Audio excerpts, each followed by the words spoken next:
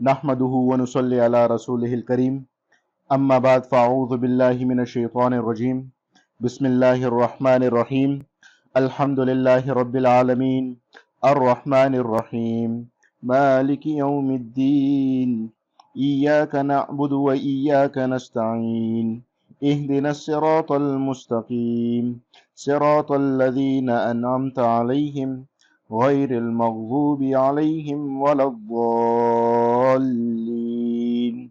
आमीन। सदक़ल्लाहुल अलीयुल अज़ीम। इससे माक़बल दर्स में हमने इहदिनस सिरातल मुस्तकीम पे बात की। आज इंशाअल्लाह आखिरी दो आयतों पे बात करेंगे, सिरातल लज़ीना अनअमता अलैहिम से लेके आखिर तक। शुरू से एक दफ़ा लफ्जी और बामुहावरा तर्जमा कर लेते हैं जल्दी जल्दी, और फिर आखिरी दो आयतों पे बात करके इंशाअल्लाह आज हमारी जो सूरतुल फातिहा है ये अल्लाह के फजल करम से मुकम्मल हो जाएगी। अल्हम्दुलिल्लाहि रब्बिल आलमीन।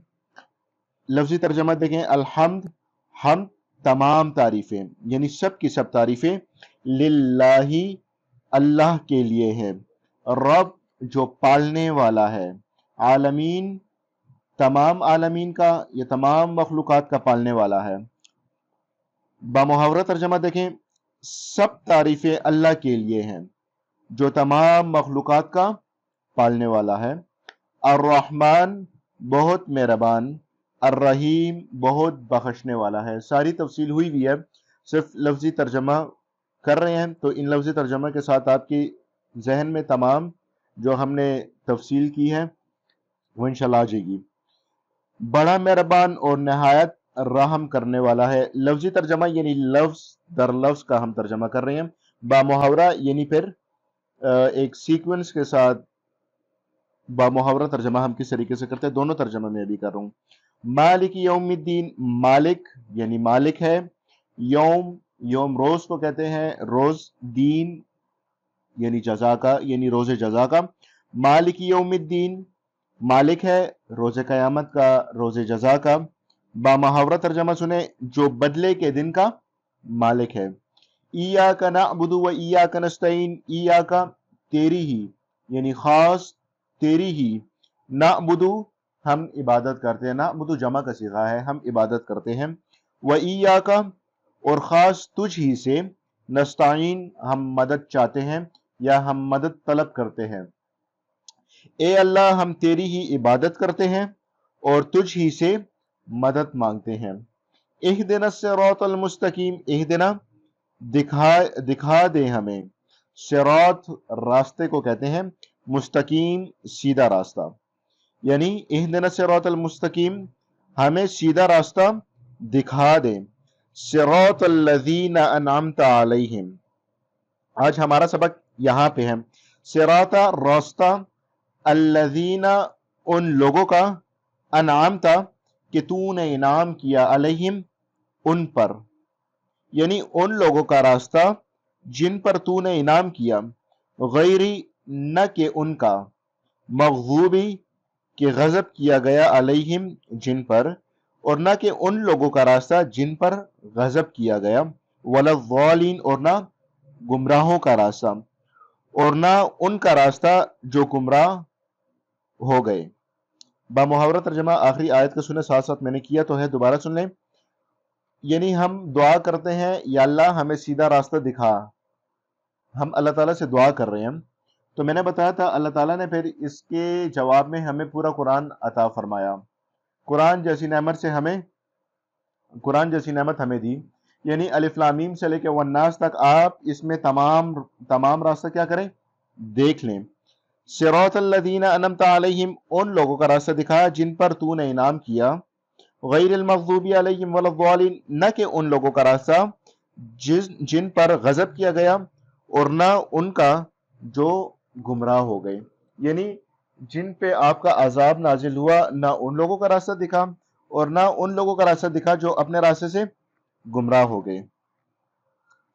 यहां पे यानी मैंने बताया था सिरातल मुस्तकीम कौन सा रास्ता है, जो वो रास्ता जिसमें जो टेढ़ा ना हो, टेढ़ापन ना हो, सीधा रास्ता हो, तो ऐसे रास्ते को हम सिरातल मुस्तकीम कहते हैं।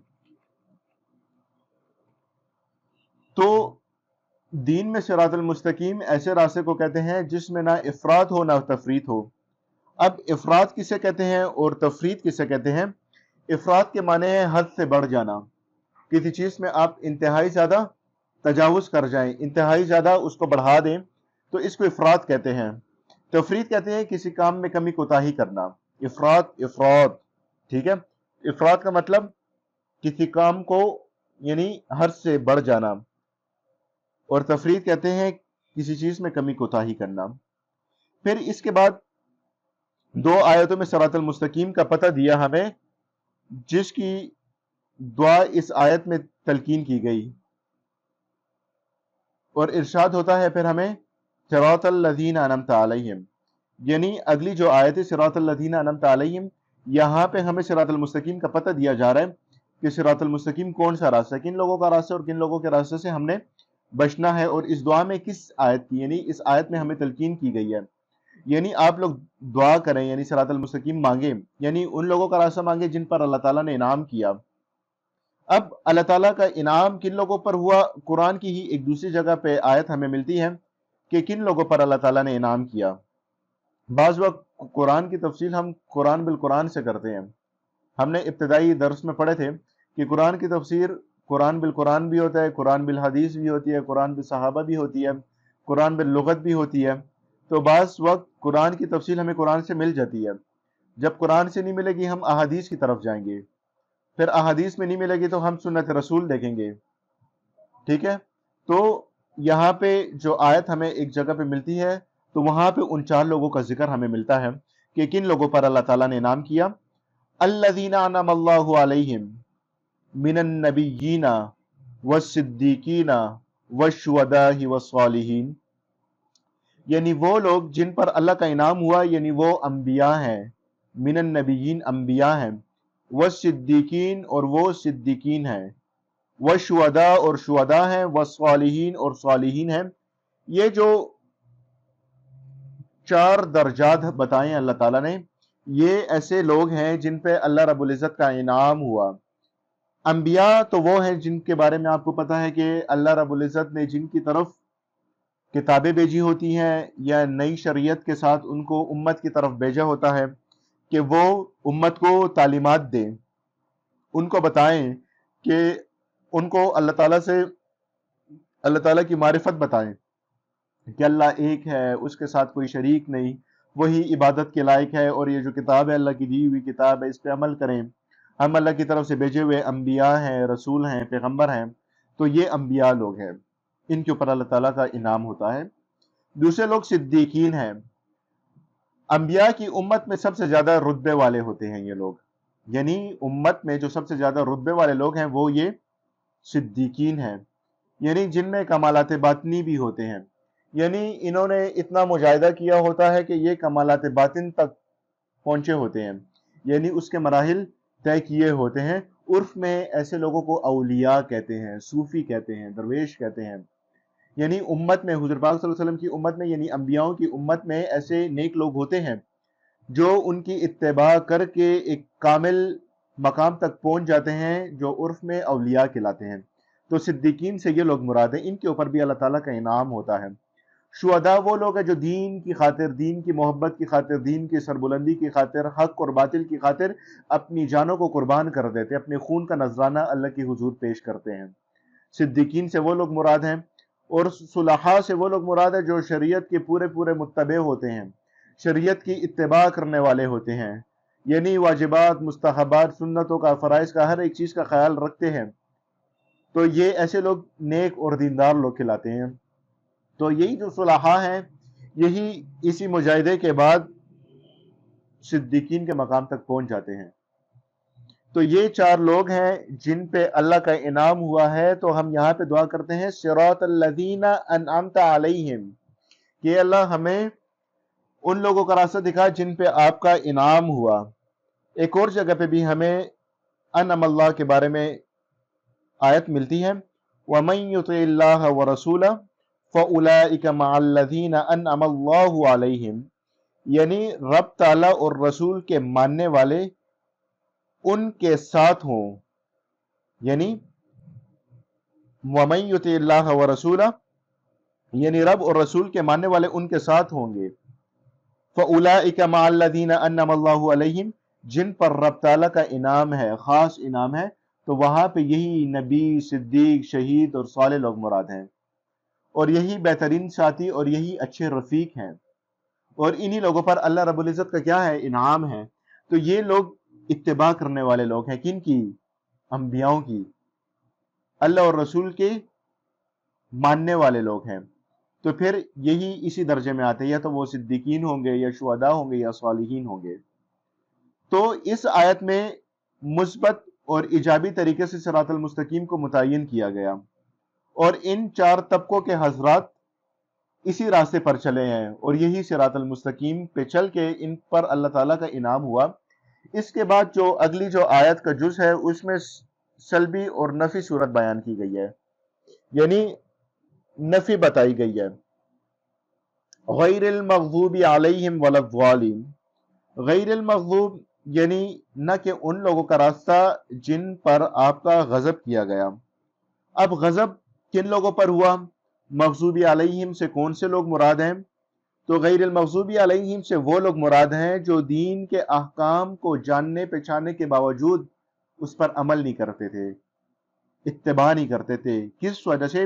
اپنی شرارت کی وجہ سے، نفسانی اغراض کی وجہ سے، نفسانی خواہشات کی وجہ سے دین کے احکامات کو چھوڑ دیتے تھے. سب کچھ جانتے تھے وہ لوگ کہ اللہ ایک ہے، رسول ہے، رسول کی تعلیمات ہے، اللہ ہم سے یہ فرما رہے ہیں، رسول ہم سے یہ فرما رہے ہیں، لیکن اتباع نہیں کرتے تھے. جاننے کے باوجود ان پہ عمل نہیں کرتے تھے. کس وجہ سے؟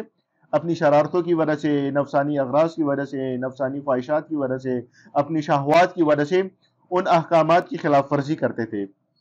بالفاظ دیگر احکام الہی کی تعمیل میں کوتاہی کرتے تھے، یعنی تفرید کرتے تھے.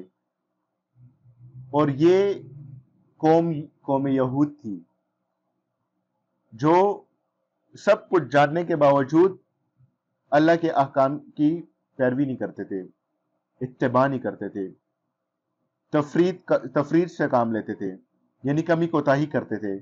جو چیز حلال ہے اپنے اوپر حرام کر دیتے تھے، جو چیز حرام ہے اس کو حلال کر دیتے تھے، انبیاؤں کے اوپر ظلم کرتے تھے. تو یہ قوم یہود مغضوب علیہم سے مراد ہے. اور آج بھی جو شریر قوم ہے وہ قوم یہود ہے، اور قرآن میں آگے آئے گا کہ قوم یہود جو یہودی ہیں وہ آپ کے کبھی دوست نہیں ہو سکتے، یہ کافر آپ کے دوست نہیں ہو سکتے، ان سے بچ کے رہیے گا. آج بھی جو مسلمان کی کمر میں جو چھرا گھساتے ہیں وہ یہ قوم یہود ہیں، یہ کفار ہی ہیں. سامنے کچھ ہوتے ہیں لیکن مسلمان کی پیٹھ پہ جو خنجر گھونپتے ہیں وہ یہی قوم یہود ہیں، یہی کفار ہیں. سامنے تو آپ کے دوست ہوں گے لیکن پیچھے آپ کی کمر میں جو خنجر گھسائیں گے وہ یہی لوگ گھسائیں گے. آج فلسطین کے مسلمانوں کے جو ٹکڑے ٹکڑے ہو رہے ہیں وہ اس کے پیچھے انہی قوم کا ہاتھ ہے. تو قرآن میں آیا ہے کہ یہ قوم شریر ہے، شرارت، ہمیشہ شرارت یہی قوم کرے گی. تو ان لوگوں کے اوپر اللہ کا غضب ہے، ابھی بھی اور پہلے بھی. وَلَضَّالِّينَ، وَلَضَّالِّينَ سے کون سے لوگ مراد ہیں؟ ضالین سے مراد وہ لوگ ہیں جو ناواقفیت اور جہالت کے سبب دین کے معاملے میں غلط پیروی کرتے تھے، یعنی غلط راستے پہ چلتے تھے، یعنی دین کے معاملات کو سمجھنے کی کوشش نہیں کرتے تھے، بس اپنی طرف سے باتیں نکال کے اس پہ چلنے کی کوشش کرتے تھے. یعنی دین کی مقررہ حدود سے نکل کر افراط کرتے تھے، اور افراط سے کام لیتے تھے، اور افراط میں مبتلا ہو گئے تھے، یعنی حد سے بڑھ جاتے تھے. اور اس سے کون سے لوگ مراد ہیں؟ نصارہ مراد ہیں. نصارہ یعنی عیسائی مراد ہیں. افراط سے کس طرح سے کام لیتے تھے؟ نبی کی تعظیم میں اتنے بڑھ جاتے تھے کہ نبی کو اللہ کا بیٹا بنا دیتے تھے. عزیر علیہ السلام کو اللہ کے بیٹا بنا دیا، عیسیٰ علیہ السلام کو اللہ کا بیٹا بنا دیا. نعوذ باللہ یہودیوں نے فرشتوں کو اللہ کی بیٹیاں بنا دی. تو یہ افراط تفرید سے کام لیتے تھے. تو اسی وجہ سے ان کو مغضوب سے بھی پکارا گیا کہ ایسے لوگ جن پر غضب کیا گیا، ان لوگوں کے راستے پہ یا اللہ ہمیں نہ چلا، اور نہ کہ ان لوگوں کے راستے پر چلا جو لوگ راستے سے بھٹک گئے تھے. عیسائی بھٹک گئے تھے، عیسیٰ علیہ السلام کو اللہ کا بیٹا بنا دیا تھا، اور عیسیٰ علیہ السلام کو صلیب پہ چڑھا کے نعوذ باللہ کہتے تھے کہ انہوں نے ہمارے گناہوں کا کفارہ دے دیا، بس ہم جو بھی کریں گے بس ہم بخشے گئے لوگ ہیں، ہماری بخشش ہوئی بھی ہے. تو یہ لوگ افراد سے کام لیتے تھے اور نبی کے تعظیم میں اتنے بڑھ گئے تھے، جیسے میں نے ابھی بتایا کہ خدا کا بیٹا بنا دیا.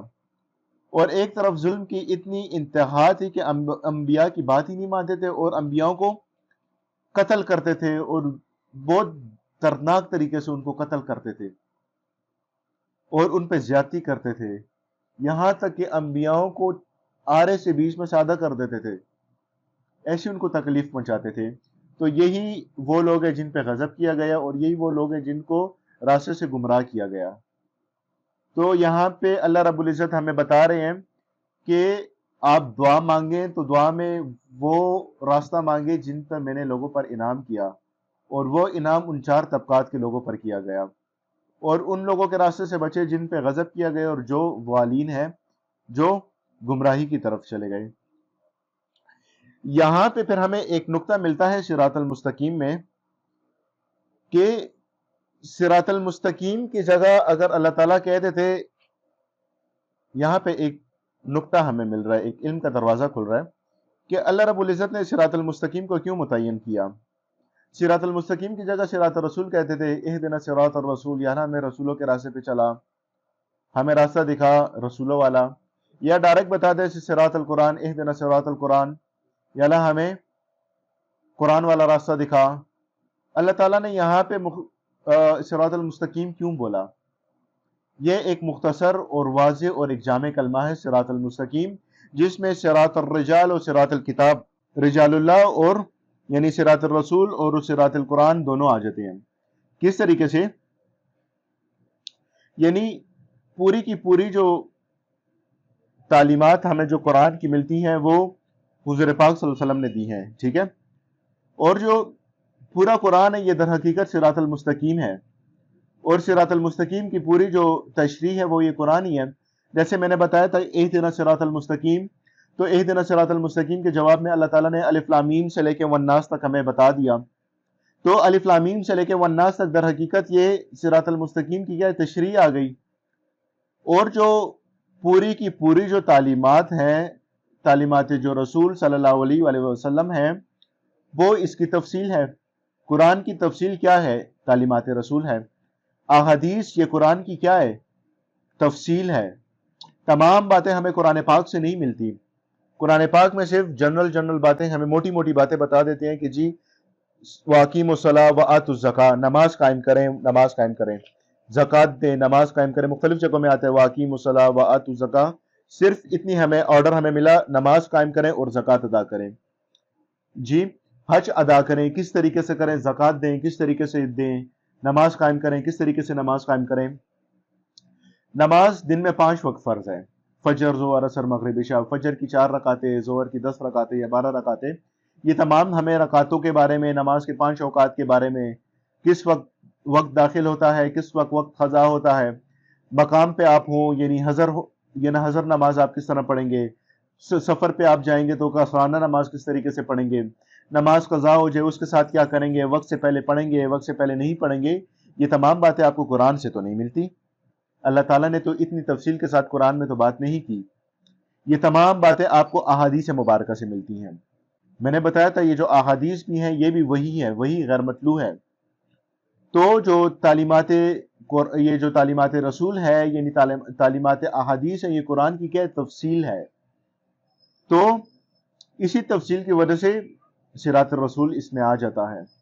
اور در حقیقت جو میں نے بتایا نا جو پورا قرآن یہ کیا صراط المستقیم کی جو تشریح ہے وہ پورا قرآن ہے، وہ بھی اس میں آ جاتا ہے. تو اللہ تعالیٰ نے مستقیم کا ایک جامع معنی لفظ استعمال کر کے جس میں یہ دونوں لفظ سما گئے ہیں، تو یہاں پہ پھر صراط الرسول اور صراط الکتاب یہ دونوں آ جاتے ہیں. تو قرآن کو سمجھنے کے لیے احادیث کا جاننا بھی ضروری ہے. احادیث کے بغیر آپ قرآن نہیں سمجھ سکتے. اور حضور پاک صلی اللہ علیہ وسلم کی زندگی یہ چلتا پھرتا ہمارے پاس قرآن پاک ہے. قرآن کو آپ عملی جامع میں دیکھنا چاہتے ہیں تو سیرت مصطفیٰ کا مطالعہ کریں، سیرت رسول کا مطالعہ کریں، آپ کو قرآن کی ایک ایک بات سمجھ میں آئے گی. اونٹوں میں زکوٰۃ کس طریقے سے دینی ہے، بھینسوں میں کس طریقے سے دینی ہے، گائے میں کس طریقے سے دینی ہے، سونا چاندی میں کس طریقے سے دینی ہے، کھیتوں کی جو زکوٰۃ ہے، جو زراعت ہے اس کی زکوٰۃ کس طریقے سے دینی ہے. تو یہ تمام زکوٰۃ کے بارے میں آپ کو قرآن میں تو نہیں ملے گا، قرآن میں صرف یہ ملے گا واقیم الصلاۃ، زکوٰۃ آپ ادا کریں۔ کس حساب سے دینی ہے، کتنے عرصے بعد دینی ہے، کن لوگوں کو دینی ہے، کن لوگوں کو نہیں دینی ہے، یہ تمام باتیں آپ کو احادیث سے ملیں گی۔ تو قرآن کو سمجھنے کے لیے احادیث کا جاننا بھی ضروری ہے، اور قرآن کی جو تفصیل ہے وہ احادیث مبارکہ ہیں۔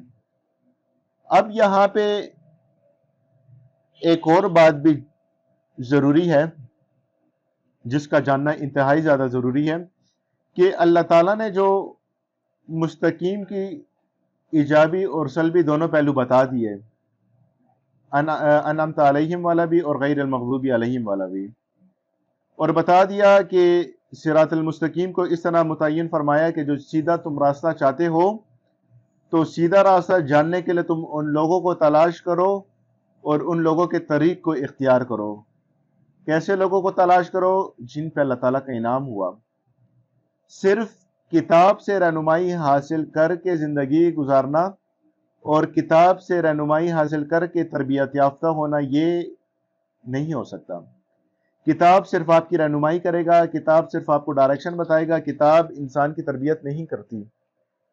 قرآن سے آپ اپنی تربیت نہیں کر سکیں گے جب تک آپ ایک ہدایت یافتہ بندے کے پاس نہ چلے جائیں، ایسا ہدایت یافتہ بندہ جس کی زندگی میں عملی طور پہ قرآن پاک موجود ہو۔ یہ سمجھنے کی بات ہے کہ آپ کہیں کہ میں قرآن پڑھ کے بس ہدایت یافتہ ہو گیا ہوں اور قرآن پڑھ کے میری تربیت ہو گئی ہے، تو یہ ناممکن سی بات ہے۔ کتاب سے انسان کی تربیت نہیں ہوتی ہے، کتاب سے انسان کو رہنمائی حاصل ہوتی ہے۔ آپ جو بھی کتابیں پڑھیں، کتاب آپ کو ایک ڈائریکشن بتائے گا، کتاب آپ کی صرف رہنمائی کرے گا۔ اگر آپ نے تربیت یافتہ ہونا ہے تو انسانوں کی صحبت میں بیٹھیں گے، ایسے انسان جو ہدایت یافتہ ہو، جن کی تربیت ہوئی ہو۔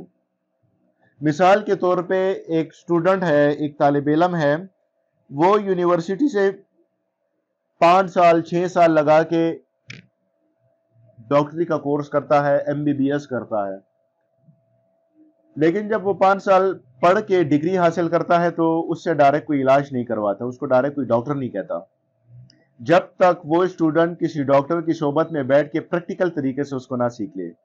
وہ 2 سال کی ہاؤس جاب کرتا ہے، 3 سال کی ہاؤس جاب کرتا ہے، ٹریننگ لیتا ہے، یعنی تربیت یافتہ ڈاکٹروں سے، ان ڈاکٹروں سے جن کے پاس ایکسپیرینس ہوتا ہے، جو مریضوں کا علاج کرتے ہیں، ان کی صحبت میں بیٹھ کے ان سے سیکھتا ہے، تو پھر وہ ڈاکٹر بنتا ہے۔ یعنی کتابوں سے تو اس کی تربیت نہیں ہوئی، تربیت اس کے ڈاکٹرز اب کر رہے ہیں کہ آپ نے علاج کس طریقے سے کرنا ہے، آپریشن کس طریقے سے کرنا ہے، انسان کو کس طریقے سے چیرا دینا ہے، اس کے اندر سے کس طریقے سے فاسد مادہ نکالنا ہے، پھر اس کو کس طریقے سے ٹانکے لگا کے سینا ہے، یہ کتابوں سے انسان نہیں سیکھتا، وہ کسی ڈاکٹر کی صحبت میں بیٹھ کے سیکھے گا۔ یعنی انسان کی کون تربیت کر رہا ہے؟ انسان ہی کر رہا ہے۔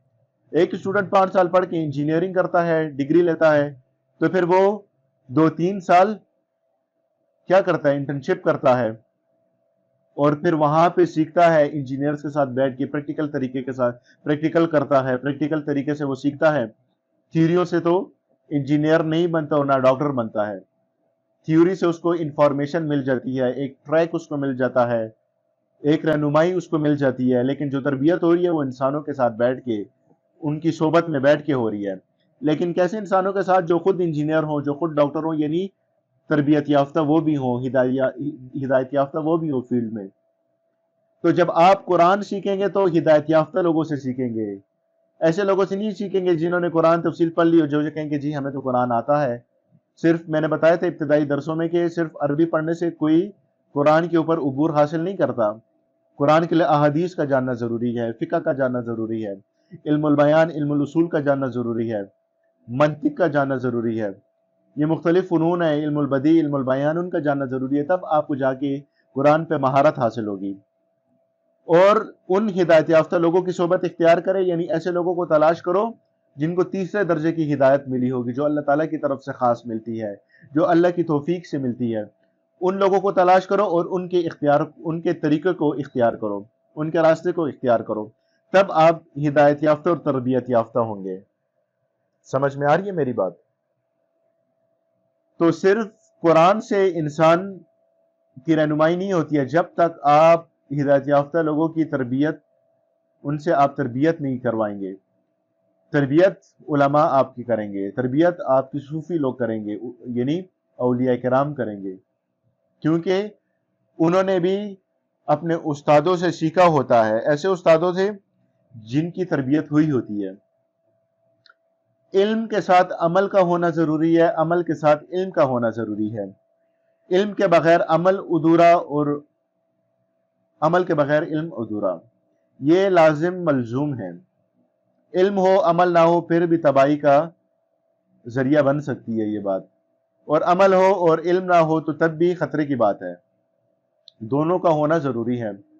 جو علم ہے، جو علماء ہیں، یہ آپ کے ظاہر پہ کام کرتے ہیں، آپ کی جو تربیت ہے، جو آپ کا جو حلیہ ہے، وہ سنت کے مطابق لے کے آتے ہیں، آپ کو مسائل بتاتے ہیں، آپ کے ظاہر پہ کام کرتے ہیں۔ جو اولیاء کرام ہیں وہ آپ کے باطن پہ کام کرتے ہیں، آپ کے نفس پہ کام کرتے ہیں، آپ کی روحانیت پہ کام کرتے ہیں۔ تو علم کے ساتھ تصوف کا ہونا بھی ضروری ہے۔ ہمارے استاد کہتے ہیں کہ علم تو کر رہے ہو تو ساتھ کسی شیخ کے ساتھ، کسی ولی کا نسبت، اس کی نسبت میں بھی آپ لوگ جڑیں، تاکہ آپ کی روحانیت کی بھی تربیت ہو، روحانی تربیت بھی ہو۔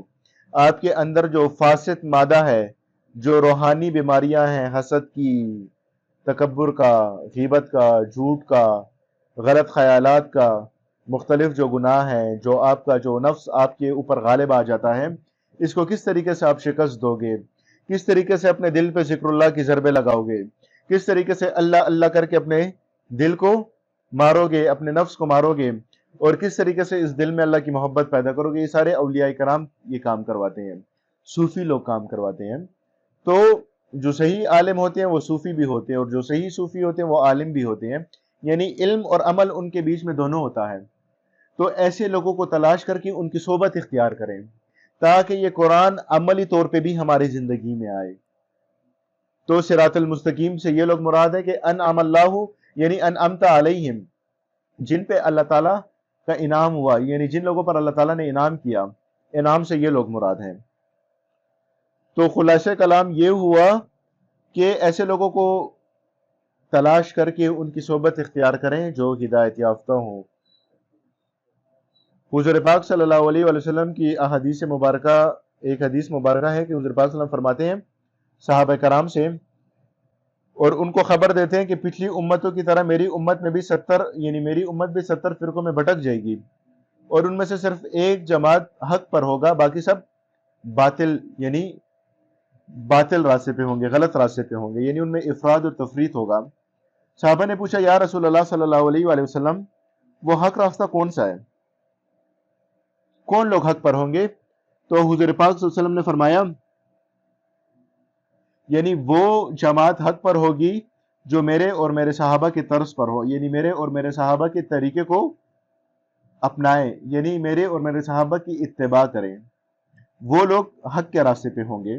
آج ہم معاشرے میں دیکھیں کہ ہم بہت سارے کاموں کو بھی اسلام کا نام دے دیتے ہیں، بہت سارے مختلف بدعات ہیں ہمارے معاشرے میں، ہم ان کو اسلام کا نام دیتے ہیں اور دین کا حصہ سمجھ کے وہ کام کرتے ہیں پابندیوں کے ساتھ، یعنی ہر مہینے میں ہر کام ہم نے خاص کیے ہوئے ہیں کہ اس مہینے میں یہ کام خاص ہے، اس مہینے میں اس کام کو ہم خاص سمجھتے ہیں، تو وہ مختلف بدعات کی صورت میں ہم اس کو کرتے ہیں۔ ایک میزان میں بتاتا ہوں، ایک ترازو میں بتاتا ہوں کہ اگر آپ کسی بات کو یہ اندازہ لگاتے ہیں کہ یہ بات صحیح ہے یا غلط ہے، تو اس کو اس میزان میں رکھیں، اس کے ایک سائڈ پہ رکھیں، ایک پلڑے پہ رکھیں، اور اس کو تولیں۔ اگر برابر ہے، کمپیئر ہو رہا ہے ان کا، تو ٹھیک ہے، بات صحیح ہے۔ اگر نہیں ہو رہا تو آپ بول دیں کہ یہ بات ٹھیک نہیں ہے، ہمارے اسلام میں یہ بات نہیں ہے۔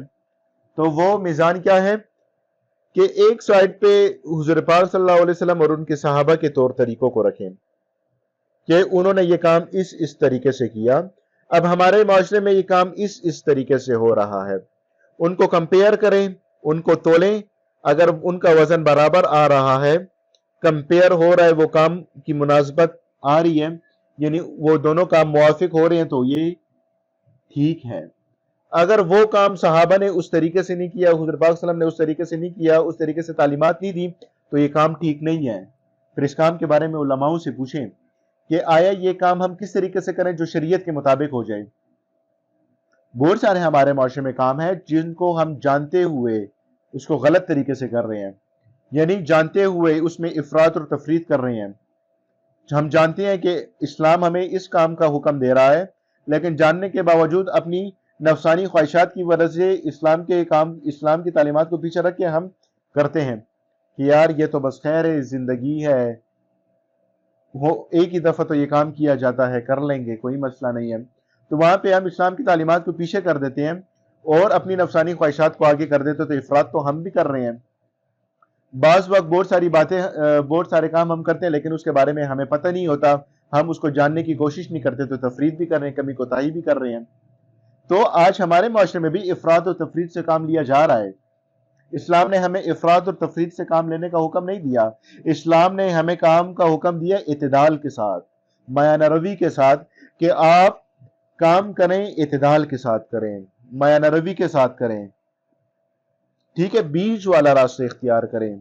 نہ تو کسی کام میں حد سے زیادہ بڑھ جائیں، نہ تو کسی کام میں کمی کوتاہی کریں.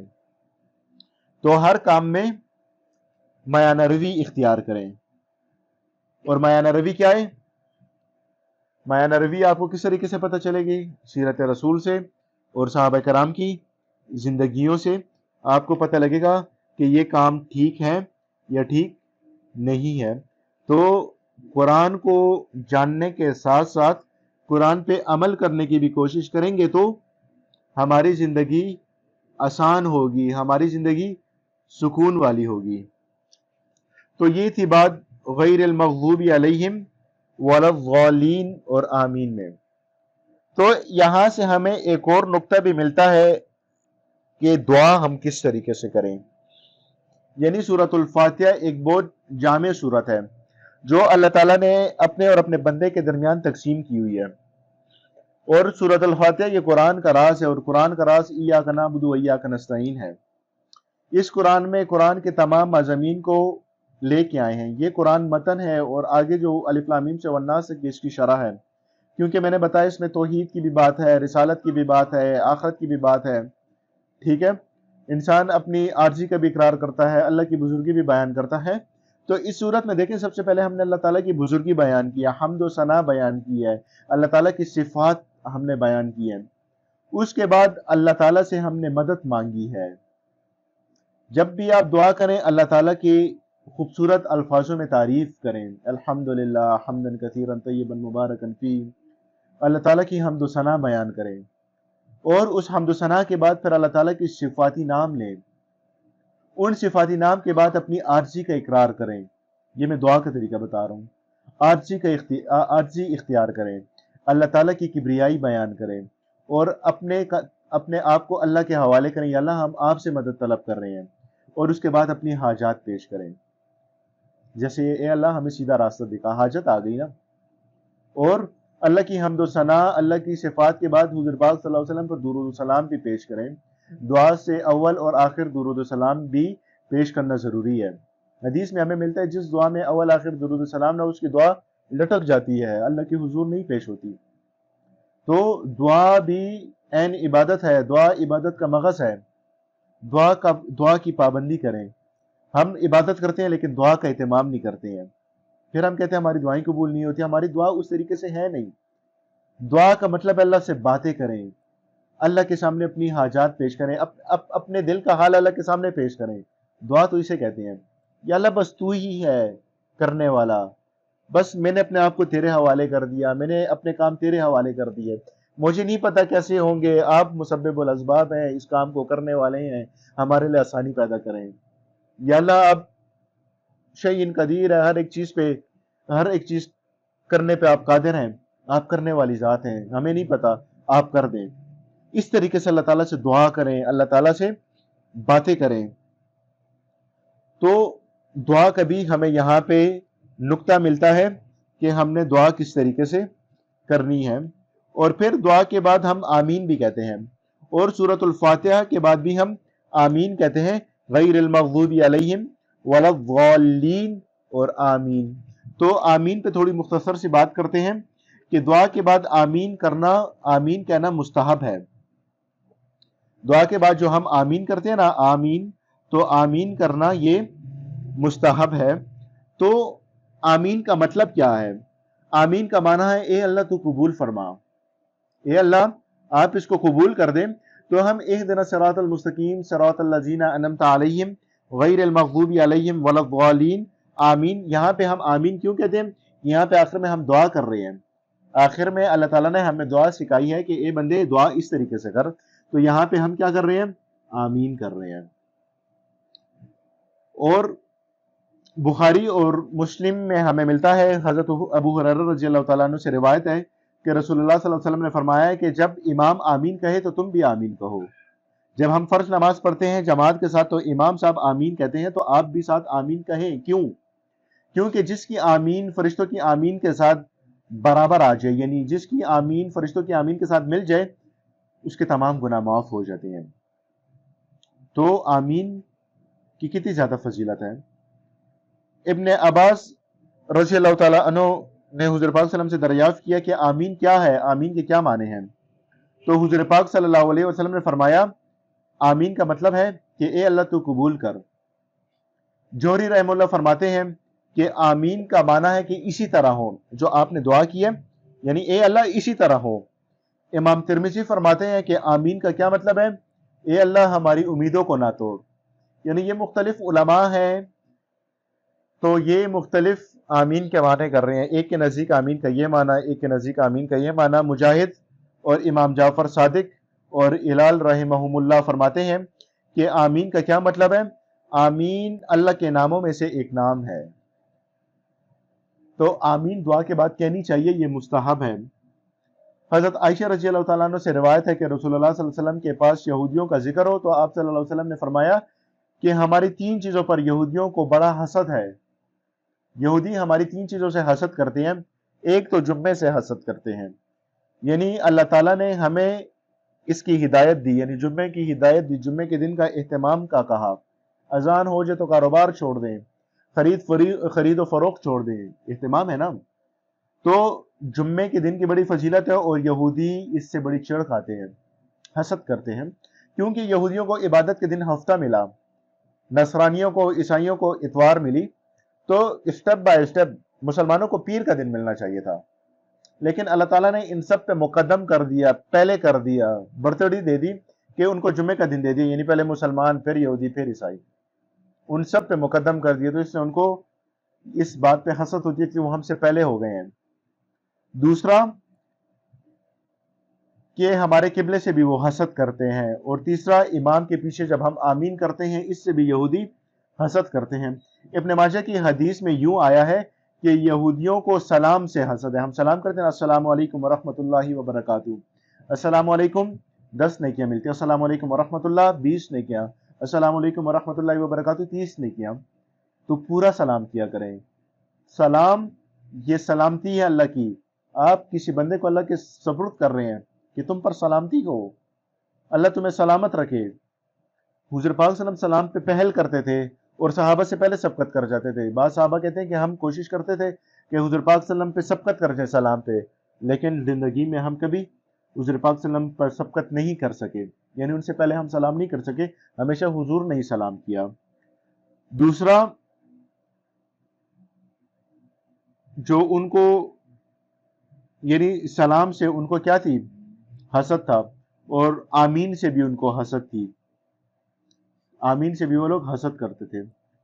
حضرت ابو ہریرہ رضی اللہ تعالیٰ عنہ سے مروی ہے کہ آپ صلی اللہ علیہ وسلم نے فرمایا کہ آمین اللہ کی مہر ہے اپنے مومن بندوں پر، یعنی جب آپ دعا کرتے تو مہر لگ جاتی ہے، اور یہ آمین حضور پاک صلی اللہ علیہ وسلم کے علاوہ کسی پیغمبر کو نہیں ملی، سوائے ایک پیغمبر کا ہمیں ملتا ہے کہ موسیٰ علیہ السلام کو بھی آمین ملی، یعنی موسیٰ علیہ السلام دعا کرتے تھے اور ہارون علیہ الصلوۃ والسلام موسیٰ علیہ السلام کی دعا پہ آمین کرتے تھے۔ تو حضور سے پہلے ایک نبی کو آمین ملی، موسیٰ علیہ السلام کو۔ موسیٰ علیہ السلام اور ہارون علیہ السلام یہ دو بھائی تھے، موسیٰ علیہ السلام دعا کرتے تھے، ہارون علیہ السلام اس پہ آمین کہتے تھے۔ تو آمین کی انتہائی زیادہ فضیلت ہے جو آپ کو اس درس میں معلوم ہو گئی۔ تو ہر دعا کے بعد آمین کرنی چاہیے، اور جو شخص آمین کہتا ہے، ایک شخص دعا کر رہا ہوتا ہے کہ یا اللہ ہم پہ رحم فرما، دوسرا کہتا ہے آمین، یا اللہ ہماری مغفرت فرما، دوسرا کہتا ہے آمین۔ آمین کہنے والا گویا ایسا ہے کہ جس نے بھی یہی دعا کی، یعنی اس نے اپنے حق میں بھی یہ دعا کی، یعنی اس نے یہی الفاظ دہرائے، یعنی آپ آمین کہتے ہیں اور جو دعا ہو رہی ہے تو گویا آپ نے بھی یہ الفاظ پڑھے۔ اتنی زیادہ فضیلت ہے آمین کی۔ وہ الگ اختلاف ہے کہ پھر امام کے پیچھے ہم آمین اونچا بولیں یا آہستہ بولیں، دونوں طرف ہمیں احادیث ملتی ہیں، یہ ایک اختلافی بات ہے۔ ائمہ کے نزدیک آمین کہنا چاہیے، اونچا بولیں آہستہ بولیں، ہمارے نزدیک مستحب یہ ہے کہ ہم آہستہ کہتے ہیں۔ بعض شوافی کے نزدیک، امام شافی کے نزدیک اونچا وہ لوگ بولتے ہیں، جس طرح سعودیہ میں چلے جو تو آمین وہ اونچا بولتے ہیں، ہم آہستہ بولتے ہیں، دونوں طرف احادیث ہیں۔ تو یہ نہیں ہے کہ جو اونچا بولتے ہیں تو وہ ٹھیک نہیں ہے، ہم آہستہ بولتے ہیں تو ہم ٹھیک نہیں ہے، دونوں ٹھیک ہیں۔ آمین کہنا مستحب ہے، اونچا بولیں آہستہ بولیں، لیکن ہمارے نزدیک بہتر یہ کہ آمین بولیں۔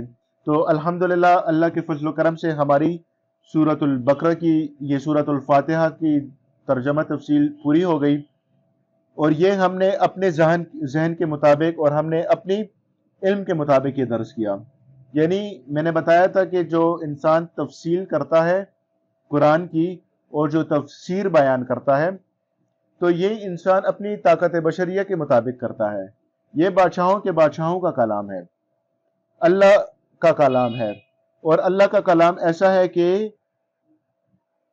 ایک جامع الفاظ میں، یعنی سمندر کو کوزے میں بند کر دینا، جامع اور مانع الفاظ ہوتے ہیں، اور ہمارے چھوٹے سے دماغ میں یہ تمام باتیں نہیں آ سکتی ہیں۔ ہمارے دماغ میں جو ہمارا دماغ قبول کر سکے گا ہم انہی باتوں کو اٹھائیں گے۔ باقی سورۃ الفاتحہ میں اور بھی احکامات ہوں گے، اور بھی باتیں ہوں گی، اور بھی نورانیت ہوگی، اور بھی حکمتیں ہوں گی، جو ہم سے زیادہ رب ہی اپنے کلام کو زیادہ جانتا ہے۔ ہمیں تفاسیر میں استادوں سے اتنا ہی ملتا ہے، اور اس کے علاوہ اور بھی حکمتیں ہیں اسٹڈی کرنے کے ساتھ ساتھ ملتی ہیں۔ انسان قرآن میں سوچ و فکر کرے تو اللہ تعالیٰ اس کا ذہن کھولتا ہے۔ تو یہ جو تفصیل کی اور یہ ہم نے تفسیر بیان کی تو یہ اپنی طاقت بشریہ کے مطابق کی۔ اللہ تعالیٰ ہماری اس ناقص محنت کو، اللہ تعالیٰ ہمارے اس ناقص درس کو قبول کرے، اور اس صورت میں جو ہم نے جو تفسیر بیان کی اس میں جو کمی کوتاہیاں ہوئی ہو اللہ پاک ہماری معاف فرمائیں، اور آپ کے سننے میں جو کمی کوتاہی ہو اللہ پاک وہ بھی معاف فرمائیں۔ اللہ پاک مجھے اور آپ کو بلکہ تمام امت مسلمہ کو اس قرآن پہ عمل کرنے کی توفیق عطا فرمائے، اور جو سورۃ الفاتحہ کی جو ہم نے ترجمہ تفسیر بیان کی ہے اللہ تعالیٰ ہمیں اس پہ بھی عمل کرنے کی توفیق عطا فرمائے، اور اس کی حکمت نورانیت ہمیں اللہ تعالیٰ نصیب فرمائے، اور اللہ تعالیٰ ہمیں اس پر عمل کرنے کی بھی توفیق عطا فرمائے۔ وآخر دعوانا ان الحمد للہ رب العالمین۔